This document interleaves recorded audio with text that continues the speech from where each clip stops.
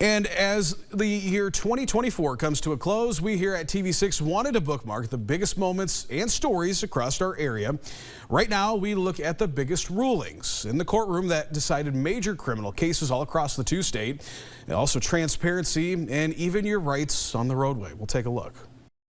After months of arguing, Corey Spiegel's demand letter to the city of Davenport was declared public record. TV6 Investigates used the ruling to dig into other demand letters the city got over the last 5 years, revealing nearly $2 million in settlements and several employees claiming a toxic work environment at the city. A quest for justice stretching almost 2 years ends with a man going to jail for hitting and killing a Knox County deputy with his car.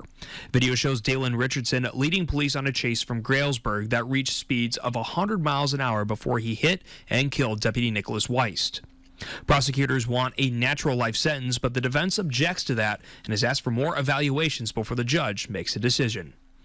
A Rock Falls man will spend the rest of his life in prison for setting a fire that killed 3 people. Back in 2020, Stephen Coleman set a fire at a Sterling apartment building that killed a mother and 2 children.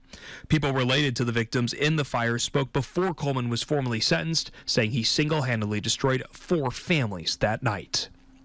People in Iowa who feel the need to speed might not get ticketed as much.